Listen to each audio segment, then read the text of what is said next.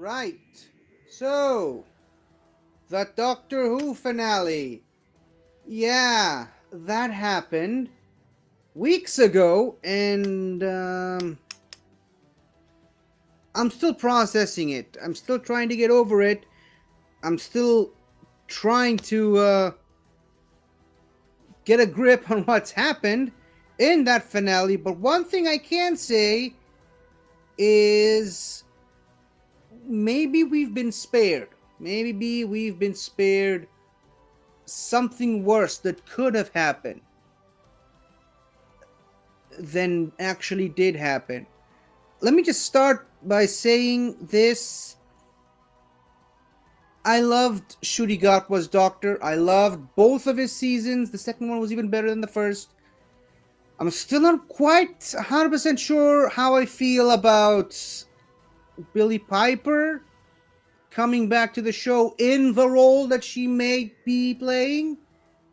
I love the idea of Billie Piper coming back to Doctor Who. I'm just not a fan of Billie Piper becoming the Doctor. Now, I know that's not necessarily the case. We could just be being thrown into a loop with this, but I'm a bit nervous.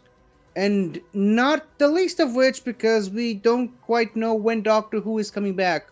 Or at this point, even if Doctor Who is coming back. But let me just say, you probably clicked on this video for a reason.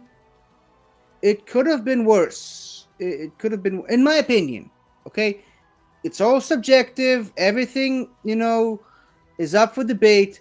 But I'm just going to say this straight out.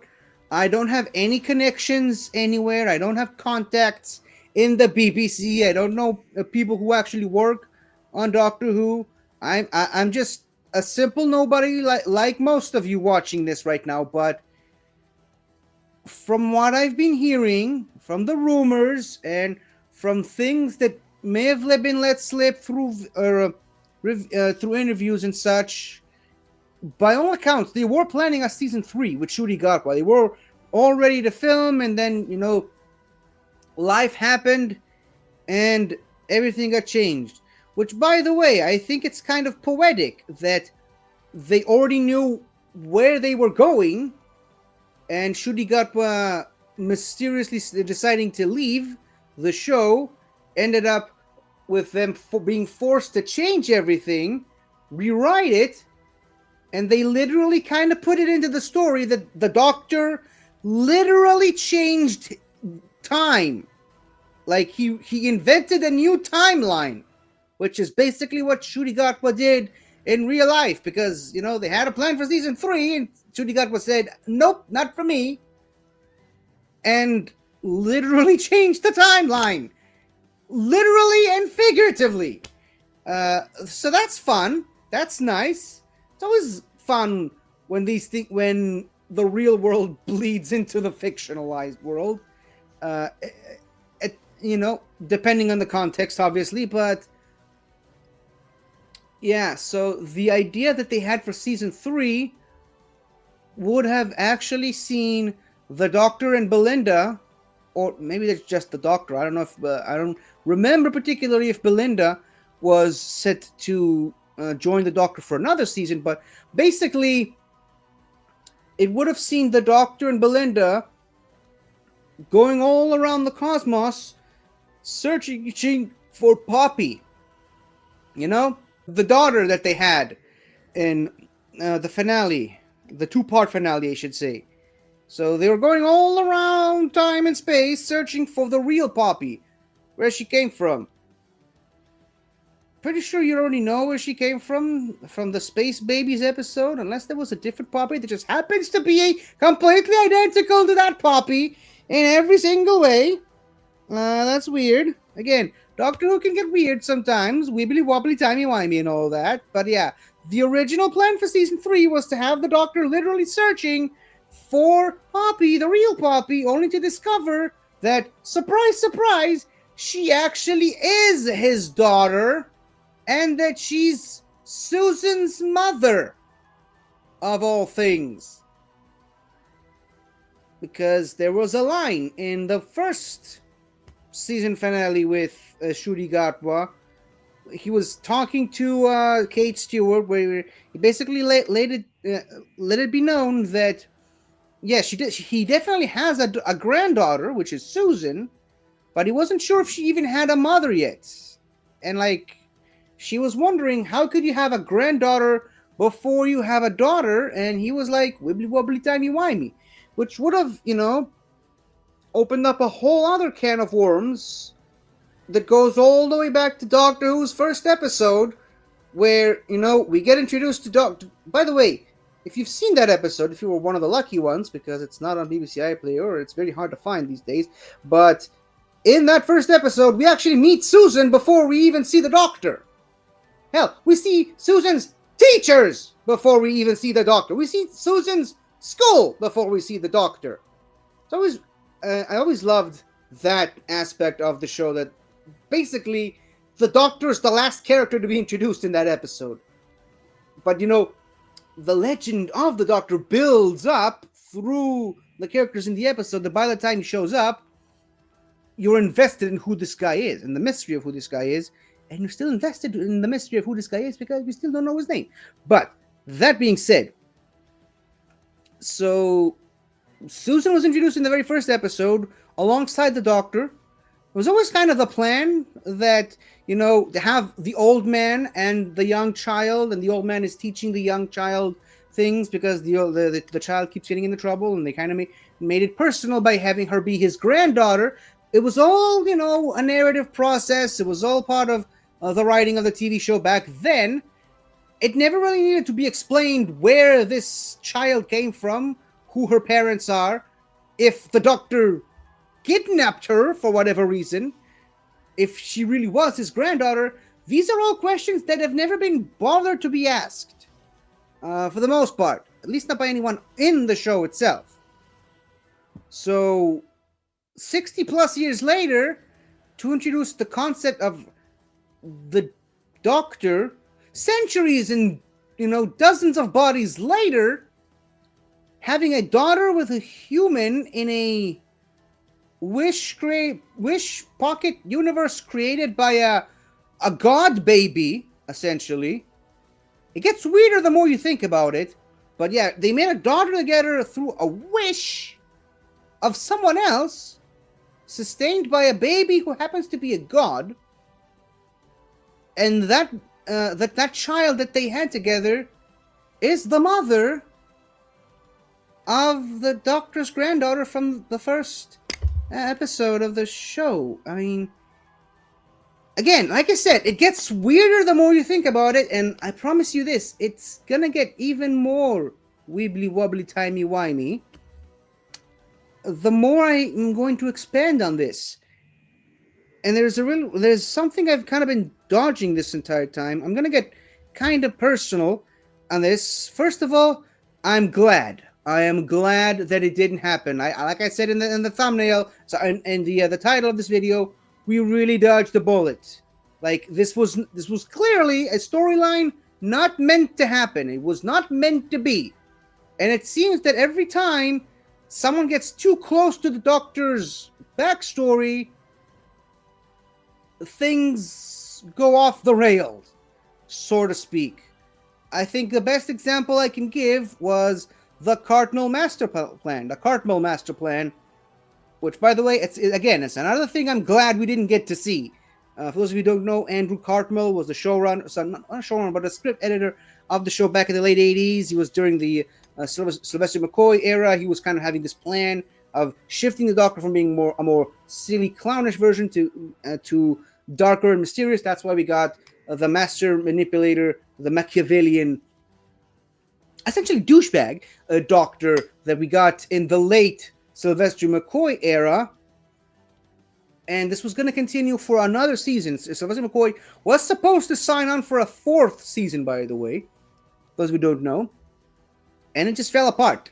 Now, a big part of that season, or rather, the Cartmel Master Plan, which never happened, never really went ahead with the 7th Doctor, it kind of continued on in the novels, in the Doctor Who New Adventure novels, and the plan, and you can look this up if you don't believe me. The original plan was to have the Doctor visit Gallifrey with Ace and have Ace be sent to Gallifrey to study to become a Time Lord. And yes, that is actually part of the Doctor Who lore. You can look it up if you like, or rather, was supposed to be part of the Doctor Who lore. And he was going to be visiting Leela on Gallifrey, who was still married to Andred. I believe that's his name. The Time Lord that she married at the end of she didn't marry him in the episode, but the Time Lord that she fell in love with in the Invasion of Time, and they were supposed to be having a baby together. Leela was supposed to be pregnant in that story when the Doctor met her up in that story on Gallifrey, and he was going to suggest that she'd name their child Doctor. And if you're a Doctor Who fan, you can kind of guess where this was going. That child would have supposed to have become the Doctor, essentially making Leela, the companion from the Tom Baker era, the Doctor's mother. Suddenly, that line about the Doctor being half human on his mother's side from the TV movie hits a lot different, doesn't it? But as I mentioned, it did not happen. It did not come to pass. It was not meant to be, so to speak. Now, diving into the Doctor Who New Adventures novels, it's an entire rabbit hole in and of itself. Kind of suggests the idea that the three founding fathers of Time Lord Society were Rassilon, Omega, and the other, and it kind of gets into that whole thing about the other, who basically introduced Rassilon to almost everything in Time Lord Society, eventually became the Doctor. There's a whole other story about this that I'm not really going to get into right now, but basically the other is like a pre-Hartnell version of the Doctor, and he is the actual grandfather of Susan. That's why Susan recognized him as her grandfather when he kind of didn't, but knew he would to be true. It's a whole other thing. You can check it out for yourself, but that kind of brings me back to Susan again. Susan is adopted. She's not supposed to have a mother. Or at least she does have a mother. We just don't know who she is because the Doctor adopted Susan. Now, there is a line in the Peter Capaldi era, rather there is a bit of, lore. Again, Doctor Who lore is all over the place most of the time, but there is something that Missy says to Clara in The Magician's Apprentice. Okay? It's very important to point out. When they're sitting in that open diner in France, I believe, with the giant plane hanging over above them, Missy says to Clara that she does care about the Doctor, and Clara asks her, since when?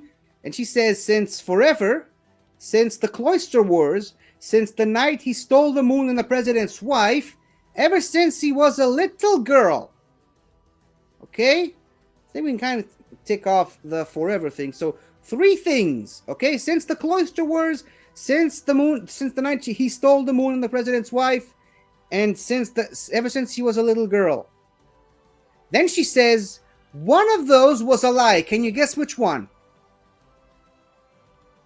Okay? Now, following this train of logic, in the end of that same season, when the Doctor and Clara go underneath the Citadel, the Doctor does mention the Cloister Wars, so clearly that wasn't a lie. That the Cloister Wars did happen. And then goes on to talk about what a Time Lord at the Academy that went down there and went mad. And last time everyone heard about him, he stole the moon and the president's wife. And when Clara asks him about that event, he confirms that was a lie brought about by the Shobogans, and that it was actually the president's daughter. So if you were following that train of thought, it's implied that Susan was actually the president's daughter, i.e., the daughter of Rassilon, and the doctor stole the moon, and the president's daughter, i.e., Tercerus, the actual moon of Gallifrey, and Susan. That's why the doctor is Susan's adopted grandfather. Now, why is he the grandfather and not the father? It goes back again to the whole other. I mean, it's kind of a mixture of different lores, different timelines. So yeah, basically, for all intents and purposes, the Doctor is and isn't Susan's grandfather, and Susan is kind of adopted. Oh, and by the way, that whole part with the Time Lords being sterile now, that's kind of always been the thing. It was introduced in the New Adventure novels that, right after Rassilon took control of Gallifrey from the Pythians, they kind of sterilized all Time Lords, made them incapable of having children, which goes into a whole other situation right there. So yeah, essentially, Time Lords can't have children naturally, which was kind of the intention with Susan, like, in a way. At least in the Five Doctors, John Nathan Turner kind of didn't want Susan to refer to the Doctor as her grandfather because he didn't like the idea of the Doctor having sex, which was a weird thing to suggest at the time, but whatever. It's his prerogative to do that, I suppose. But yeah, so Time Lords have always been sterile. It's just now been added into the show post the Jodie Whittaker era. The Time Lords are all sterile. Not sure why they needed to introduce it that way. I mean, when they introduced that concept, I was kind of relieved, but I was not a big fan of how it was introduced. Because to me, it's kind of irrelevant that Time Lords... That's why I was never really bothered by the whole Time Lords changing genders when they regenerate, because guess what? They are aliens, they are not humans. They can literally bring themselves back to life when they die. So who cares if they can change gender? Gender is irrelevant, particularly because they can't have children because of what I just mentioned. So I think that was a smart idea to add. I'm just not a big fan of how it was added into the show. But putting all that aside for a moment, I mentioned that the show was canceled in 1989 because someone was planning on diving into the Doctor's backstory with, the whole Leela thing. So that was scrapped. I mean, I would have preferred the show not canceled and still, not do that storyline. And then they did it again in the TV movie by suggesting the Doctor was half human. And, that went nowhere because that TV movie was supposed to be the pilot episode for a new season of the show featuring Paul McGann. That never happened either. The one time that it actually did went to air, that one time they actually did delve deep into that, was with The Timeless Child. And we all know how the internet responded to that, don't we? So yeah, clearly it is a bad idea to explore the Doctor's origins.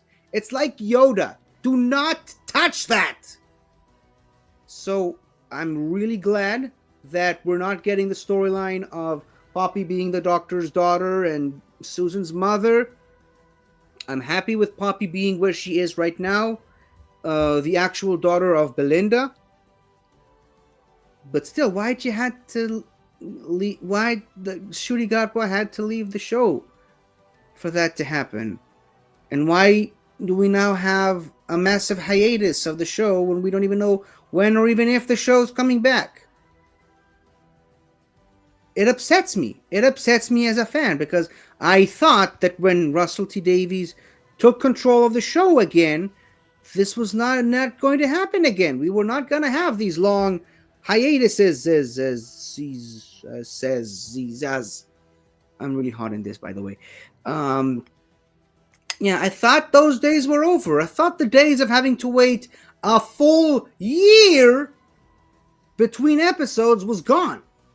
I mean, I remember the days of having to wait a whole year between the Husbands of River song and the return of Dr. Mysterio.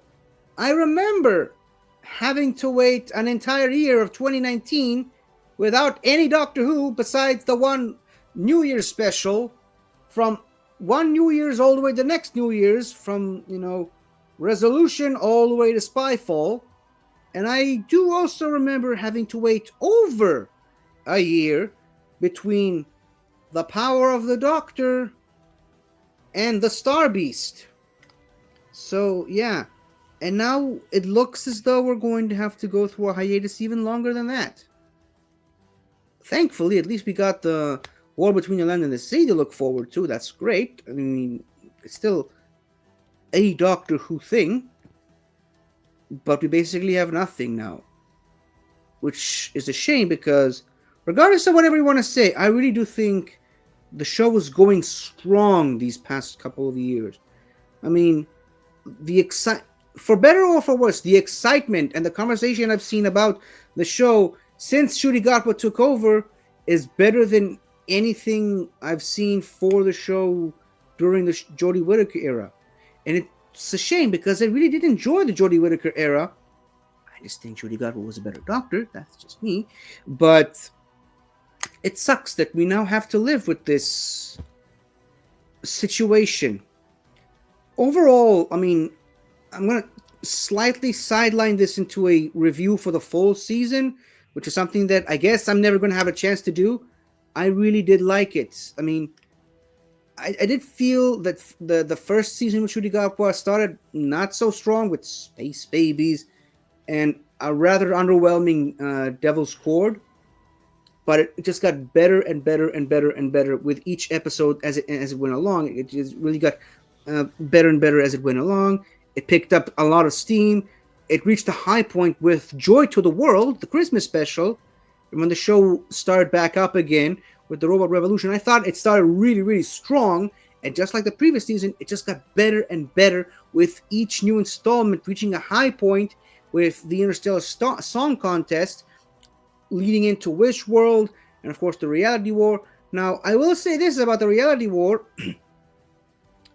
I think it's a 50-something minute episode. I think it's an hour. I think the first 40 minutes of the Reality War are great. Once you get into where the obvious reshoots took place and the decision to write Shuri Gatwa out, I think it's where the episode starts to fall apart. Still going pretty strong with the falling apart stuff. Like, I just mentioned Jodie Whittaker. I loved seeing Jodie Whittaker back in the show. Are you kidding me? I loved it. It was a great moment. Still, somehow, I mean, they kind of lay it on thick that the Doctor's leaving almost halfway through the episode. Like, as soon as, he realizes that he needs to change the plot of the episode and the direction of the entire show, it's kind of the moment where you're supposed to go like, oh, yep, he's gone, he's regenerating.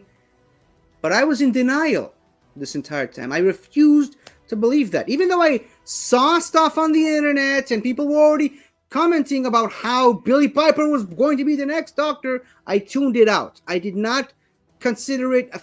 I did not give it the time of day. I didn't give it any single thought. I refused to believe that was happening because for all I knew, Shuri Gatwa was great and we're going to get another season with him. Of course, I didn't really know that would be the next season with him, but that's beside the point. So then he's like, but I loved this face. And I'm like, no. I'm just getting way ahead of myself. And then Jodie Whittaker shows up, setting up to him regenerating. Like, no. They're not going to do that. It's nonsense. Shuri Gatwa's has gotten a few more seasons in him. Then he does the weird regeneration, change the universe thing. And I'm like, okay, so he changed the timeline, so he doesn't have to regenerate now. And then he goes and says goodbye to Belinda and Poppy. And he says, "You're not going to see me again, not with this face." And I'm like, okay, so he's just going away. We're not going to see her again. We got more seasons with him in the TARDIS. He's just never going to see Belinda until after he regenerates next time. And then the actual regeneration scene happens. And he's like, "I don't want to do this alone." And I'm like, it's not gonna happen. And then he actually regenerates. And I'm still like, no. It's just excess energy he has to release. He's not gonna regenerate. And then he full on regenerates into Billy Piper. And all the stories I saw online, it all came flooding back to me at the same moment. And the show ends. Or rather, the episode ends. And for those of you who haven't checked out my reaction to all of that season, I highly recommend doing that, because you really do see I literally was fooling myself till the last minute thinking that Shurigatwa was not going to regenerate until I saw Billy Piper's face show up. Now, do I think she's actually the Doctor? No, I do not.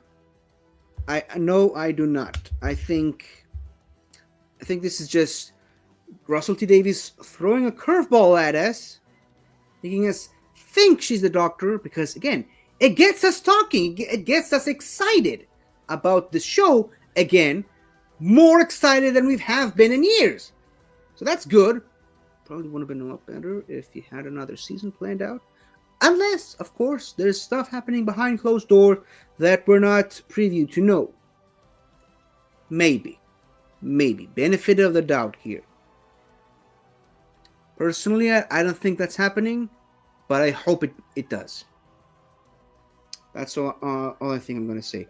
But I do think that changing the timeline, figuratively and literally, saved us from something much worse. Because I don't want Poppy as the actual Doctor's daughter with Belinda and being Susan's mother. It's just, it opens a whole other can of worms. But I will say, though, assuming the show is going to continue, because, I mean, if you already decided that you're kind of ending the show on a hiatus, why would you still keep that moment in? It's a very easily editable out. Sorry, I don't know what I'm going to say here. It's a moment that's very easy to edit out of the show, of the episode, of Anita saying to the Doctor that the boss is still keeping tabs on him. You could have easily have edited that whole part out right before you added in the reshoots. Why didn't you? That to me sends a message that they're still planning to go with the storyline. And by the way, I hope the Gods of the Pantheon storyline isn't over. I really enjoyed that. I really did enjoy it. I mean, they dropped all these nuggets at us, like the Mara and the Trickster. I was hoping to see them again in Doctor Who. Imagine seeing the Mara again with proper visual effects this time of the era. Imagine seeing the Mara with the Disney budget. But it doesn't look like we were getting another season for a while now. And when the show comes back, we might not see the Pantheon gods again. Again, another thing that frustrates me is we didn't get to see the Doctor fight the Daleks, or the Cybermen, or the Master, the Holy Trinity of Doctor Who, and Shurigatwa just skipped right past that, which sucks. But it's a product of the reality we live in right now. I guess that maybe that was the reality war, the changing of the reality. But if you're still going with this idea of the boss being there, and by the way, I don't think it's the boss from the Pertwee episode, The Green Death, Stevens. Yeah, I don't think it's that boss. But if you consider this, and by the way, I didn't come up with this on my own. I saw it on someone else's Facebook post or whatever. Consider this. Another name for boss in England is Foreman. Susan Foreman. Now, would that suggest that Susan's actually been in charge of the gods? and she's the one that sent all these gods after the Doctor. I don't know. I'm not sure if I like that. Does that mean that she sent Beep the Meep after the Doctor? And yes, I'm still calling it Beep the Meep. But so clearly Susan is still keeping track of the Doctor. And by the way, from what I've been told, again, from the sources that I've looked at, the original ending of that episode was going to have the Doctor and Belinda club dancing with all of Unit. The Vlinks was going to be the DJ, and they were going to have fun with all the Unit crew in the Unit base in the club dancing scene. And then Susan was going to appear to be watching this on a monitor screen. Like, I was going to zoom out to reveal that it was on a monitor screen and Susan was watching them. And by the way, some more stuff about Susan. She's the last naturally born Gallifreyan on Gallifrey before the establishment of Time Lord Society. So she's still technically a Time Lord. She just can't regenerate. That's why it's still the same actress. That's why it's still Carol Ann Ford playing her in those episodes. So just wanted to clear some of that confusion up if it was getting to somebody. But yeah, again, it's another part that goes into Susan's origin that I don't think should have been touched the way that Russell T maybe was planning on doing it. But again, if you dive into Susan's extended lore, you'd find out that Susan's actual real name, because obviously she chose the name Susan Foreman after the I Am Foreman, the junkyard that the Doctor and her landed in. If you actually dive deep into that part of Susan's backstory, her real name, her given Gallifrey name, is Arkitor. Arkitor. I don't know. I have no idea how to pronounce that because I've only ever seen it written. I never seen it actually spoken. Or heard it, I should say. But what does Arkitor mean in Gallifreyan? Rose. I'm just saying. I'm just putting it out there. Maybe that's why Billie Piper showed up. Reminder, Billie Piper is not just Rose, she's also the Bad Wolf. That could also play a part in this.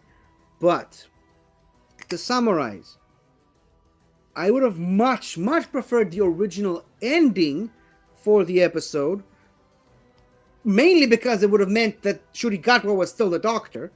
But I didn't really think that the club dancing scene was a much better ending to the episode. But I'm glad we don't have to now deal with the Doctor searching for Poppy. And by the way, Poppy is another flower. Susan, or Arkitor, meaning Rose. There's a lot of connection to Doctor Who and flowers if you haven't been paying attention too much.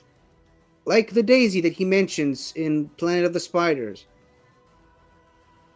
And, going back to the New Adventure novels, some of the incarnations of the Doctor are actually arguing over whether or not it was an actual daisy or if it was a rose. Again, I'm just putting this stuff out there. If you're interested, go ahead and read the books at your own peril. But that's just me in my attempted summarization of season 41 of Doctor Who. It saddens me that Ncuti Gatwa is no longer the Doctor. It saddens me even more so that we don't know when or if the show is coming back. But you gotta bet your ass that when, not if, when the show comes back again, because Doctor Who is the show that will not rest, that refuses to go away. When Doctor Who comes back, I'm going to be there with bells on. The bells of St. John, so to speak. Anyways, I really needed to get all that off my chest. And now this is where I leave you. At least I'm not leaving you with a completely different Doctor. By the way, I guess it's the time to point out that I've been holding the screwdriver wrong this whole time. And from now on, I'm going to be holding it the right way, which is this. But yeah. Here's to the future of Doctor Who however uncertain it may be. Alonzi? Hi there! Thank you for watching the video.